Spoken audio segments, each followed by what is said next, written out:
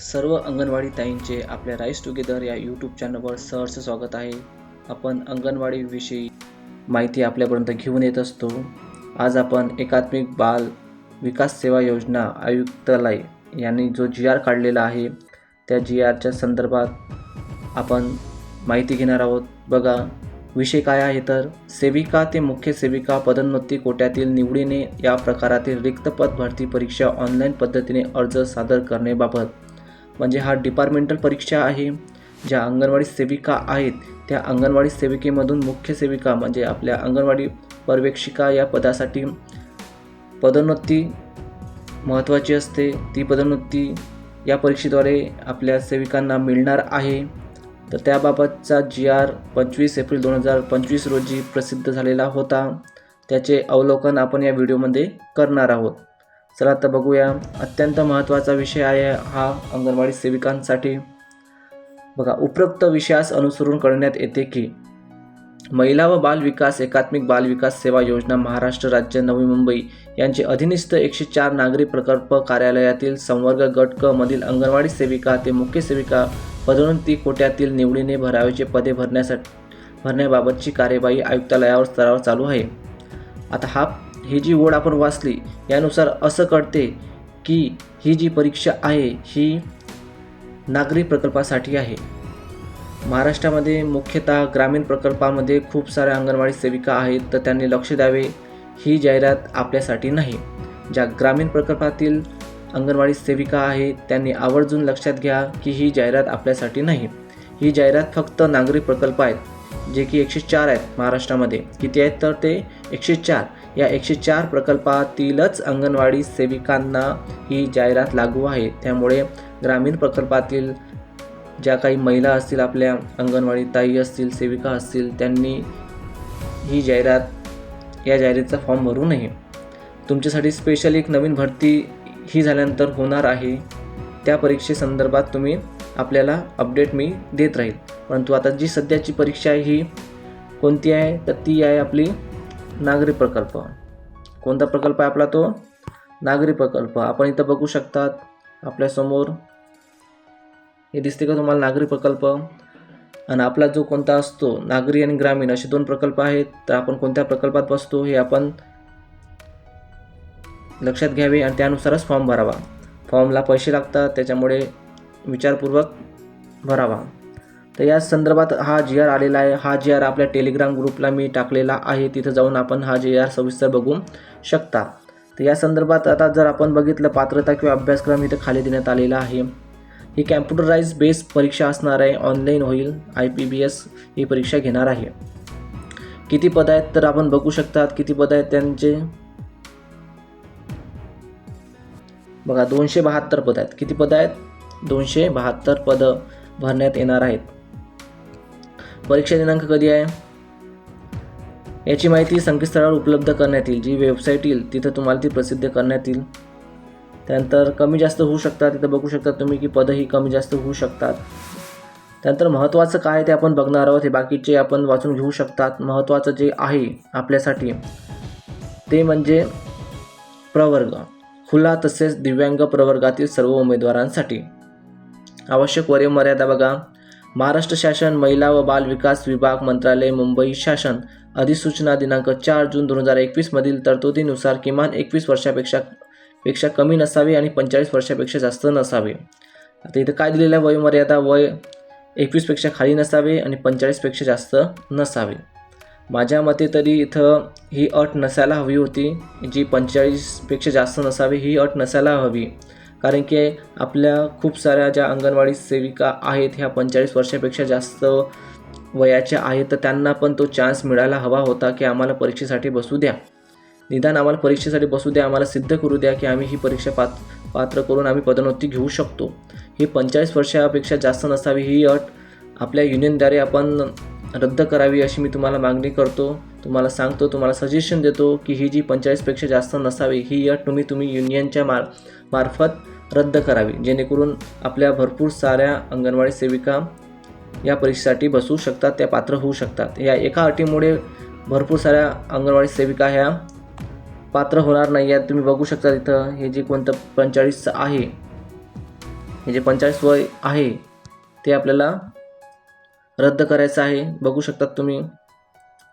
त्यानंतर खाली बघा शैक्षणिक अर्हता व अनुभव काय म्हणतो, तर निवड सूची वर्षामध्ये नमूद पदांसाठी अर्ज करणे कामी प्रसिद्धी शासनाच्या दिनांक 8 मे 2023च्या अधिसूचनेनुसार दिनांक 1 जानेवारी 2025 रोजी उमेदवाराने पुढील प्रमाणे शैक्षणिक अर्हता पूर्णता धारण करणे आवश्यक आहे. काय बघावर मुख्य सेविका किंवा पर्यवेक्षिका 1 जानेवारी 2025 रोजी अर्हता व अनुभव पात्रता. पहिली अट आहे संविधानिक विद्यापीठाची पदवी धारण करणारी कोणत्याही शाखेची पदवीधर उमेदवार, मग तिने कोणतंही ग्रॅज्युएशन केलं असेल तरी ती पात्र आहे. मग ते सायन्स असो, कॉमर्स असो, आर्ट्स असो, इंजिनिअरिंग असो, बाकी कोणतेही असो, कोणत्याही प्रकारचं ग्रॅज्युएशन इथं ग्राह्य धरले जाणार आहे. त्यानंतर अंगणवाडी सेविका या पदावर विनाखंड व नियमित 10 वर्ष सेवा पूर्ण व सद्यस्थितीत कार्यरत असणारे कर्मचारी पात्र असतील. म्हणजे त्यांनी विनाखंड ही 10 वर्ष सेवा पूर्ण असायला हवी त्या अंगणवाडी सेविकांताईची. त्यानंतर आहे हिंदी व मराठी भाषा पास अथवा सुटीस पात्र. हा मुद्दा लक्षात घ्या. तुमची जी 10वीची परीक्षा असते त्याच्यामध्ये तुम्ही हिंदी व मराठी घेतलेली आवश्यक आहे. नाहीतर काय असते माहिती आहे का, एक हिंदी मराठी भाषा सूटची परीक्षा असते, ती परीक्षा आपल्याला द्यावी लागत असते. जर 10वीमध्ये मराठी आणि हिंदी हे विषय नसतील, म्हणजे कोणाकोणाचं काय होते, हिंदी न घेता काही लोक संस्कृत घेतात. तर त्याच्यामुळे काय आहे की ज्यांनी संस्कृत घेतलेल्या 10वीमध्ये आणि जो शासकीय कर्मचारी आहे तर त्याला हिंदी भाषा द्यावी लागते, ती परीक्षा पुन्हा द्यावी लागत असते. त्यामुळे ज्यांचं 10वीमध्ये हिंदी किंवा मराठी नव्हतं, त्या जागी कोणता दुसरा विषय होता, तर त्यांच्यासाठी ही अट आहे. म्हणजे तुम्ही पास असणं गरजेचं आहे किंवा तुम्ही सुटीस पात्र असले पाहिजे, म्हणजे ती परीक्षा तुम्ही दिलेली पाहिजे. त्यानंतर चौथा मुद्दा आहे MSCIT अथवा समकक्ष संगणक अर्हता पात्र. म्हणजे तुमच्याकडे MSCIT प्रमाणपत्र असणे गरजेचं आहे. हे 4 मुद्दे त्यांनी दिलेले आहेत. त्यानंतर वेतन श्रेणी बघा, S13 आहे, S13 आहे, 35,400 ते 1,12,400 अशी तुमची वेतन श्रेणी असणार आहे. बघून घ्या, S13 35,400 ते 1,12,400 रुपये. म्हणजे तुमची स्टार्टिंग ही 35,400, जो तुमचा बेसिक म्हणतो आपण त्याला, ती 35,400 प्लस त्याच्यामध्ये महागाई भत्ता येतो, TA येतो, अजून बाकीचे येऊ शकतात त्याच्यामध्ये. अशा प्रकारे तो 50, 60, 70पर्यंत जात असतो. त्यानंतर परीक्षा ही ऑनलाईन पद्धतीने घेण्यात येईल. परीक्षेच्या प्रश्नपत्रिका वस्तुनिष्ठ बहुपर्यायी स्वरूपाच्या असतील. प्रश्नपत्रिकेतील प्रत्येक गुणास 2 गुण ठेवण्यात आलेले आहेत. म्हणजे एक प्रश्न राहील, त्याच्या खाली 4 ऑप्शन राहतील आणि त्या 4 ऑप्शनपैकी एक योग्य उत्तर असणार आहे, ते आपल्याला क्लिक करायचं आहे आणि त्या एका उत्तरासाठी आपल्याला 2 गुण मिळतील, हे लक्षात घ्यावे. त्यानंतर शासन निर्णय, महसूल व वन विभाग हे जे GR दिलेलं आहे त्यांनी, त्याच्यानुसार मौखिक पद्धती घेता येणार नाही. म्हणजे याला मुलाखत नाही आहे. जी मौखिक परीक्षा म्हणतो आपण, म्हणजे मुलाखत म्हणतो पेपर झाल्यानंतर, तर ती या परीक्षेसाठी लागू राहणार नाही. त्यामुळे त्याचं काय टेन्शन घेऊ नका. पेपर काढा, पेपरमध्ये चांगले मार्क्स मिळवा आणि अंगणवाडी पर्यवेक्षिका होऊन जा, मुख्य सेविका होऊन जा. त्यानंतर खाली त्यांनी काही 4 टॉपिक दिलेले आहेत. ते महत्त्वाचं नाही. त्या आपलं महत्त्वाचं काय आहे की महाराष्ट्र शासन महिला व बाल विकास विभाग शासन अधिसूचना दिनांक 8 मे 2023 नुसार गुणवत्ता यादीमध्ये अंतर्भाव करण्यासाठी उमेदवारांनी एकूण गुणाच्या किमान 50% गुण प्राप्त करणे आवश्यक आहेत. पण जर 200 मार्काची प्रश्नपत्रिका असेल तर आपल्याला त्याच्यामध्ये 100 गुण मिळालेच पाहिजे, तरच तुमचा निवडीसाठी विचार केला जाईल. परंतु काय, तुम्ही 50% जरी घेतले म्हणजे तुम्ही फक्त पात्र होणार त्या परीक्षेसाठी किंवा त्या पदासाठी आम्ही पात्र होणार आणि त्याच्यामधून जे मेरिट लागेल त्यानुसार ते अंगणवाडी पर्यवेक्षिका निवडल्या जातील. म्हणजे किमान त्या पदासाठी जाण्यासाठी तुम्हाला 50% गुण मिळवणे आवश्यकच आहेत. परीक्षेचा निकाल म्हणजे निवड सूची तयार करताना परीक्षेत ज्या उमेदवारांना समान गुण असतील अशा उमेदवारांचा प्राधान्यक्रम महाराष्ट्र शासन निर्णय सामान्य प्रशासन विभाग शासन निर्णय क्रमांक जो दिलेला आहे ते तुम्ही बघू शकता, वाचू शकता. म्हणजे काय, समजा एखाद्या दोन उमेदवारांना सारखे गुण मिळाले, 194, मग या 2 पैकी कोणाला घेणार, तर सर्वप्रथम जो वयाने मोठा असेल तर त्याला घेतला जातो. असा तो शासन निर्णय आहे, ते तुम्ही बघू शकतात. शक्यतो कोणाला असं काही उद्भवू नये, सगळ्यांना चांगले मार्क्स मिळावे. त्यानंतर परीक्षा ही कॅम्प्युटराइज बेस्ड टेस्ट पद्धतीने घेण्यात येणार असून एकापेक्षा जास्त सत्र परीक्षा आयोजित केल्यास सत्र 1 व अंतिम सत्र यामधील प्रश्नपत्रिकेचे स्वरूप व त्याची काठिण्य पात्रता तपासण्यात येऊन त्याचे समानीकरण म्हणजे नॉर्मलायझेशन करण्यात येईल. त्याबाबत TCS कंपनीकडून देण्यात आलेले सूत्र वेबसाईटवर माहितीसाठी प्रकाशित करण्यात येईल. याबाबत निवड समितीने घेतलेले निर्णय सर्व परीक्षणार्थी यांना बंधनकारक राहतील, याची सर्व परीक्षकांनी नोंद घ्यावी. तर ही जी परीक्षा घेण्यात येणार आहे ती TCS कंपनी घेणार आहे. सुरुवातीला मी IBPS म्हटलं होतं, तर या 2 कंपन्या घेत असतात मोस्टली महाराष्ट्रामध्ये परीक्षा. तर त्यामधली TCS ही कंपनी आपली परीक्षा घेणार आहे. TCS काय टाटाची कंपनी आहे, त्यामुळे तुम्ही याच्यावर भरोसा घेऊ शकता. याच्यामध्ये नॉर्मलायझेशन असणार आहेत, म्हणजे जर शिफ्टनुसार जर तुमची परीक्षा राहिली तर त्या शिफ्टच्या नुसार नॉर्मलायझेशन होत असते. म्हणजे तुम्हाला जर 40 मार्क येत असले तर तुमचे कधी जास्तही होऊ शकतात आणि कमी होऊ शकतात निवड सूचीमध्ये. तर हा एक मुद्दा लक्षात तुम्ही घ्यावा. त्यानंतर आता आपल्याला कोणकोणते कागदपत्र अपलोड करावे लागतील तर बघा, अर्जातील नावाचा पुरावासाठी आपण आधार कार्ड, SSC प्रमाणपत्र म्हणजे 10वीचं प्रमाणपत्र, PAN card, driving licence, passport इत्यादी वापरू शकता. वयाचा पुराव्यासाठी जन्म नोंदणी दाखला, शाळा सोडल्याचा दाखला, बोनाफाईड प्रमाणपत्र, शैक्षणिक अर्हता प्रमाणपत्रासाठी 10वी, 12वी, डिप्लोमा व संविधानिक विद्यापीठाची पदवी प्रमाणपत्र. आणि जर तुमची अजून असेल पोस्ट ग्रॅज्युएशन असेल, तुम्ही अजून काही घेतलं असेल ते तुम्ही ते टाकू शकता. मागास असल्याबाबतचा पुरावा, जात प्रमाणपत्र आवश्यक आहे. नावात बदल झाल्यास पुरावा म्हणजे विविध नमुन्यातील प्रमाणित गॅझेट पर, म्हणजे तुमचं लग्न झालं असेल तर माहेरचं नाव आणि सासरचं नाव यामध्ये जी तफावत असते ते दूर करण्यासाठी एक गॅझेट असते, ते गॅझेट आपल्याला काढावा लागत असतो, ते तुम्हाला पुरावा म्हणून द्यावा लागणार आहे. हिंदी व मराठी भाषेत ज्ञान असल्याचा पुरावा म्हणजे 10वीचे प्रमाणपत्र. आता हे तुम्हाला मी याच्यापूर्वी तो मुद्दा क्लिअर केलेला आहे की हिंदी आणि मराठी भाषेचं ज्ञान असण्यासाठी तुम्हाला 10वीच्या मार्कलिस्टमध्ये हिंदी आणि मराठी हे 2 विषय असणं आवश्यक आहे. जर तुम्ही हिंदीच्या जागी जर संस्कृत घेतलेलं असेल किंवा इतर कोणती भाषा घेतलेल्या असेल, तुम्हाला एक हिंदी भाषा सूट नावाची परीक्षा असते, ती द्यावी लागत असते, तेव्हाच ते तुम्हाला याच्यामध्ये घेतात.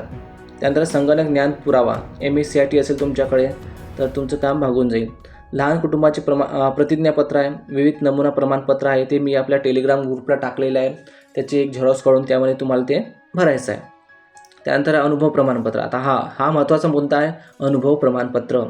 संबंधित बाल विकास प्रकल्प अधिकारी यांनी निर्गमित केलेले पदोन्नती पात्रता विविध नमुना प्रमाणपत्र, म्हणजे जे आपले ICDSचे बाल विकास प्रकल्प अधिकारी असतात, तालुक्या लेवलचे असतात आपले, त्यांच्याकडून तुम्हाला हे अनुभव प्रमाणपत्र घ्यावे लागणार आहे.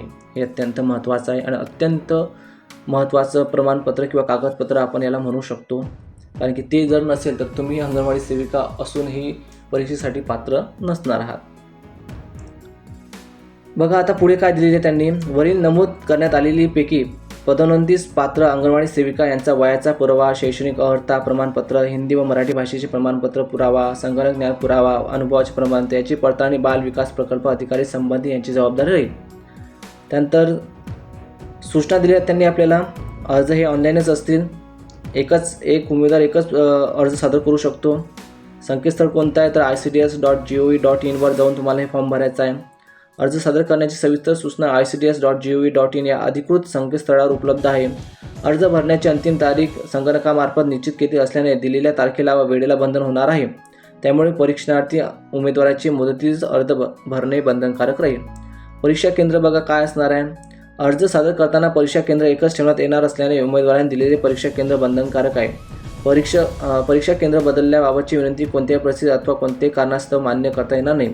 जर तुम्ही जळगावचे असतील किंवा बुलढाण्याचे असतील आणि तुम्ही म्हटलं की मला जळगाव द्या की बुलढाणा द्या, असं काही होणार नाही. तुम्हाला एकदाच ते सिलेक्ट करावं लागेल. तुमच्या हिशोबाने तुम्ही बघा तुम्हाला कोणतं सिलेक्ट करायचं, नाशिक करायचं आहे, काय करायचं आहे. आपला जो कोणता जिल्हा असेल किंवा आपला जो जवळचा जिल्हा आपल्याला पडत असेल किंवा परीक्षा केंद्र पडत असेल त्या परीक्षा केंद्राला आपण टिक करावे, जेणेकरून तुम्हाला इतरत्र जाता येता नाही.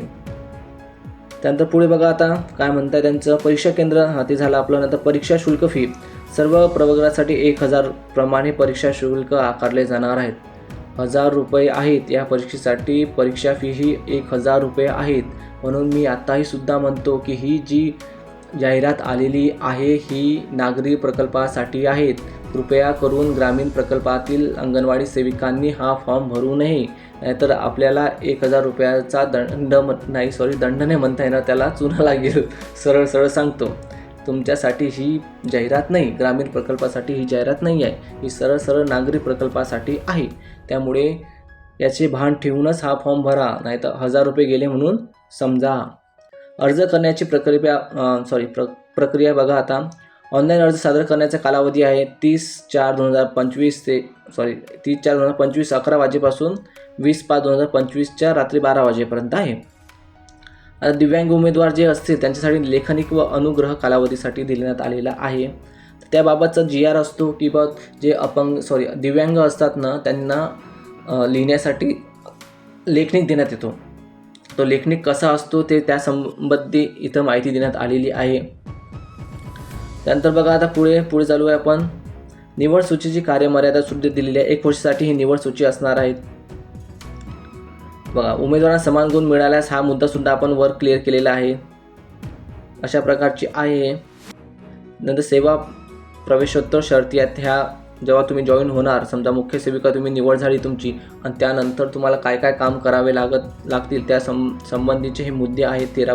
13 पॉईंटचा नंबर जो आहे की नाही आपला त्या संदर्भात. नंतर प्रवेश प्रमाणपत्र म्हणजे परीक्षेसाठी 10 ते 8 दिवस अगोदर तुम्हाला ते प्रवेश प्रमाणपत्र मिळणार आहेत आणि त्यानंतर आपलं सेंटर समजेल की आपल्याला कोणत्या सेंटरवर जाऊन परीक्षा द्यायची आहे. कॅम्प्युटरवर परीक्षा होणार आहे. प्रश्न असेल, 4 ऑप्शन असतील, ते देण्यात आलेलं आहे. ते आपल्याला एक क्लिक करायचं आहे. त्यासाठी तुम्हाला काय काय डॉक्युमेंट लागणार आहेत? पॅन कार्ड लागणार आहे, आधार कार्ड लागणार आहे. नावात जर बदल असेल तर विवाह निबंधक यांचा दाखलासुद्धा चालतो. नंतर परीक्षेत प्रवेश देण्यात आलेला 1 तास अगोदर तुम्ही तिथं पोहोचणे गरजेचं आहे. नंतर विशेष महत्त्वाच्या सूचना देण्यात आलेल्या काही किंवा कार्यालयात परीक्षा केंद्राच्या परिसरात मोबाईल फोन अथवा इतर कोणत्याही प्रकारची इलेक्ट्रॉनिक साधने आणण्यास व वापरण्यास सक्त मनाई आहे. म्हणजे परीक्षेमध्ये गैरप्रकार होऊ नये म्हणून त्यांनी हे मुद्दे देण्यात आलेले आहेत. असं काही केल्यास तर तुमच्यावर गुन्हासुद्धा दाखल करू शकतात ते. हे पुढचं आहे. आता आपण परिशिष्ट 1 बघणार आहोत. हे अत्यंत महत्त्वाचं आहे. किंवा परीक्षेची जाहिरात तर आली, पण परीक्षेमध्ये असणार काय, कशावर पेपर असणार आहेत हे आपण इथं बघणार आहोत. 200 गुणाचे वस्तुनिष्ठ स्वरूपाची पेपर असेल. बघा तुम्ही पेपर सर्वसाधारण विषय. तर याच्यामध्ये विषय कोणकोणते आहेत बघा. इंग्रजी सगळ्यात महत्त्वाचा पहिला आहे इंग्रजी. स्तर आहे 10वी म्हणजे 10वीच्या लेवलचे जे प्रश्न असतात की नाही ते यामध्ये विचारला जाणार आहेत. त्याच्यामध्ये आहेत प्रश्न 10 म्हणजे इंग्रजीवर 10 प्रश्न असणार आहेत. 20 गुण मिळणार आहे त्यासाठी, म्हणजे एका प्रश्नाला 2 गुण. त्यानंतर आहे मराठी. 10वी मराठी म्हणजे मराठीची माध्यमसुद्धा जे काही प्रश्न असतील म्हणजे व्याकरणाचे प्रश्न असतात शक्यतो तर ते 10वीच्या लेवलचे असतील. 20 प्रश्न आहेत, 40 गुण आहेत त्याला. त्यानंतर सामान्य ज्ञान, संख्यात्मक आणि तर्कशुद्ध चाचणी ही सुद्धा 12वी लेवलची आहे. याच्यामध्ये 40 प्रश्न आहेत आणि 80 गुण आहेत. सगळ्यात मोठा पोर्शन जो आपण म्हणू शकतो किंवा सर्वात जास्त गुण कशाला आहेत तर यासाठी आहे. सामान्य ज्ञान, संख्यात्मक आणि तर्कशुद्ध चाचणी. आणि शेवटचा आहे महिला व बाल विकास आयुक्तालयाअंतर्गत अंमलबजावणी करण्यात येत असलेले कायदे व योजना. हे पदवी लेवलचे आहेत. मराठीमध्येच असतील माध्यम. त्याला 30 प्रश्न आहेत आणि 60 गुण आहेत म्हणजे 100 प्रश्न 200 गुणाचे. याच्यामध्ये 1.5 तास आहे. सर्वसाधारण व्यक्ती जे असतील त्यांना 1.5 तासाचा वेळ देण्यात आलेला आहे आणि जे दिव्यांग उमेदवार आहेत त्यांना 2 तासात देण्यात आलेले आहे. त्यांना अर्धा तास एक्स्ट्रा असतो. आणि परीक्षेचे स्वरूप हे वस्तुनिष्ठ व बहुपर्यायी प्रश्न प्रकाराचे असतात. वस्तुनिष्ठ म्हणजे की एका झटक्यात उत्तर म्हणजे एका वाक्यात आपण किंवा एका शब्दात म्हणू शकतो त्याला, अशा प्रकारचे स्वरूप आहे. आणि बहुपर्याय म्हणजे एका प्रश्नाला 4 ऑप्शन, अशा प्रकारचे बहुपर्यायी 4 पर्याय देण्यात आलेले असतात. त्या 4 पर्यायापैकी एक योग्य उत्तर असते आणि ते आपल्याला सिलेक्ट करायचं असते. तर आता इंग्रजी 10, मराठी 20, सामान्य ज्ञान, संख्यात्मक आणि तर्कशुद्ध चाचणी 40 गुण आणि महिला व बालविकास कायदे जे आपण म्हणू शकतो त्याला 30 गुण. 30 प्रश्न 60 गुणासाठी असे 100 प्रश्न असणार आहेत. याची तयारीसुद्धा मी तुम्हाला करून देईन. मराठी विषयाचे, इंग्रजी विषयाचे, सामान्य ज्ञान असेल किंवा महिला व बालविकासाचे कायदे असतील या संदर्भातले जे IMP प्रश्न आहेत मी आपल्या टेलिग्राम ग्रुपला टाकणार आहे. त्या टेलिग्राम ग्रुपची लिंक आपल्या डिस्क्रिप्शनमध्ये देण्यात आलेली आहे. त्या लिंकवर क्लिक करून आपण टेलिग्राम ग्रुप जॉईन करावा, जेणेकरून तिथं तुम्हाला सविस्तर मार्गदर्शन करण्यात येईल या 4ही विषयासंदर्भात. त्यानंतर बघा 100% महिलांसाठी आहे. खुले पद आहेत म्हणजे याच्यात कोणतेही आरक्षण नाही आहे की अनुसूचित जाती, जमाती, विजा, भजक, भजड, विमाप, OBC असं काही नसून सर्व पदे हे अराखीव आहेत म्हणजे ओपन आहेत. सर्व गटातील सगळ्या महिलांसाठी हे पद भरायचे आहे. यामध्ये 11 पद हे दिव्यांगासाठी असणार आहेत. एकूण 272 पदं आहेत. त्या 272 पैकी 11 पदं दिव्यांगासाठी आणि 261 पदं खुल्या प्रवर्गासाठी म्हणजे जनरल कॅटेगरी, म्हणजे त्याच्यामध्ये सगळंच येतात. जनरल कॅटेगरी म्हणजे आपण सगळंच म्हणू शकू त्यामध्ये सरळ. ठीक आहे. त्यानंतर पुढे बघा, आता याच्यामध्ये कर्तव्य जबाबदाऱ्या देण्यात आलेल्या हे तुम्ही वाचून घ्यायचं आहेत. हे काय एवढं महत्त्वाचं नाही आहे. इथं आपण आपला हा व्हिडिओ संपवणार आहोत, पण त्यापूर्वी अत्यंत महत्त्वाचं मुद्दा आताही लक्षात घ्या की ही जी जाहिरात आहे ही नागरी प्रकल्पासाठी असून ग्रामीण प्रकल्पासाठी नाही आहे. तर हात जोड तुम्ही ज्या ग्रामीण प्रकल्पातील अंगणवाडी सेविका आहेत त्यांनी कृपया करून हा फॉर्म भरू नये. हा फॉर्म भरल्यास 1000 रुपयाचा चुना आपल्याला लागणार आहे. त्यामुळे शक्यतो ग्रामीण प्रकल्पातील अंगणवाडी सेविकांनी याच्यात दूर राहावे किंवा आपली जो टेलिग्राम ग्रुप आहे त्यांचा जॉईन करून घ्यावा आणि परीक्षेचा सराव करावा, जेणेकरून ही परीक्षा झाल्यानंतर आपल्यासाठी ग्रामीण प्रकल्पासाठी नवीन जाहिरात येणारच आहे. त्यामुळे आपण टेलिग्राम ग्रुप जॉईन करून घ्यावा. आपल्याच नावाने आहे, राईस टुगेदर नावानेच टेलिग्राम ग्रुप आहे. हा ग्रुप आपण जॉईन करून घ्यावा. व्हिडिओ आवडल्यास व्हिडिओला लाईक करा, कमेंट्स करा, आपल्या इतर अंगणवाडी ताईंसोबत सुद्धा शेअर करत चला. धन्यवाद.